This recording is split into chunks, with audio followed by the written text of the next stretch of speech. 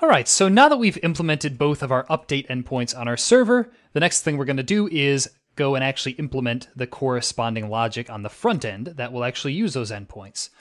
So there's going to be a few places we need to change inside of here. First of all, we'll need our friends provider, and we're also going to need to open up our edit friend page. So let's go to our pages here. Edit friend page, and we're going to need our user profile page as well. Okay, so essentially we're going to need to make it so that our user profile page, when we actually update our user info, this will have to make a request to the corresponding server endpoint. On our edit friend page, we're going to have to do the same thing in save updated information here. And in our friends provider, we're going to need to do this in update friend as well. Oh, and actually in our edit friend page, we won't need to do this because that's using the one in our friends provider. So we should be good with just changing our friends provider and our user profile page. All right, so we'll just start off with this one. All we need to do is swap out these two comments and this alert with an actual network request. So we're going to need to import Axios, which we've already done at the top for loading our data here. We're going to say const response equals await Axios dot put. And the URL here is going to be /users/999. Again, we're just hard coding that user ID because our application currently only has one user. And for the actual request body, we're just going to put our updated info into there. So we'll say updated info, just like that. And remember that this endpoint will send us back the updated user info. So what we can do now is say set user info to response.data. And that's pretty much all we need to do to update our user info. Let's go into our front end in the browser now. Oops, so we need to change this to an async function in order for that to work. Let's go back to our user info, and let's also update our server. We'll just manually restart it so that we have our data all back, right? We deleted most of our friends. So let's refresh this now, and we should see all our friends are back. So let's go to my profile. We're going to click on Edit My Info and make a few changes here to see if they persist. So let's just make some changes here. There we go. We'll do 10 years old, and that should be about it. Let's click on Save Changes now and see if that works. Oh, so it looks like apparently something went wrong. So let's open up our inspector window, go to Console, and it looks like nothing's happening here, but that's just because we forgot to call set is editing and set that to false after we're done here. So we're going to say set is editing false, okay?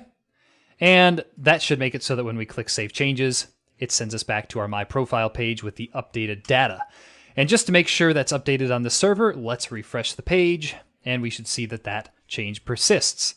So I'm going to actually edit that, change it back here, and click on Save Changes, and we should see that it's back now.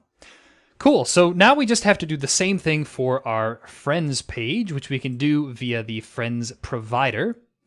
Okay, so we're going to delete all of this here.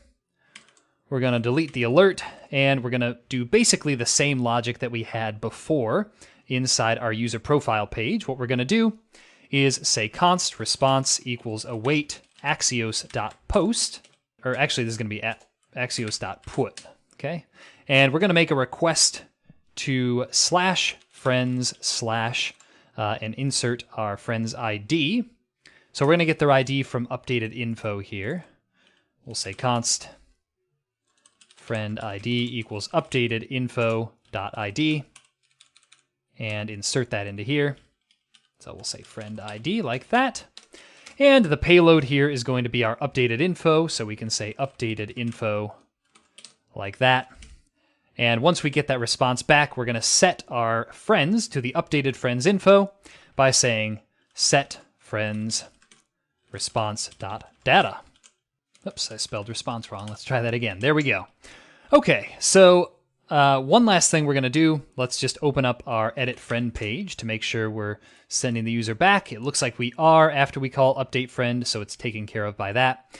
We do just need to change this to asynchronous, since we have an await keyword in there, and that means we'll have to await in here as well.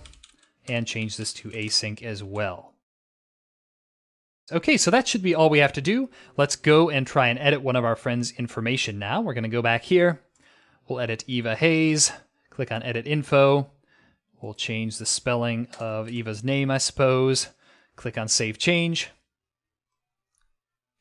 Oops, and it looks like we got an error. The reason this is happening is because in the server, we're actually not sending back all of the people. We're just sending back that updated friend.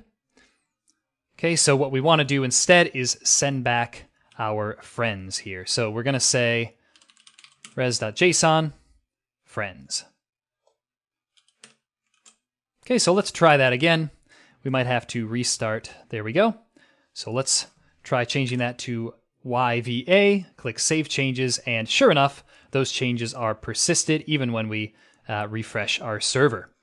Cool, so we've seen how to create server resources from React, we've seen how to delete them, and we've seen how to update them. So at this point, with the exception of the fact that we're obviously not using a database yet, our application is truly a full stack app.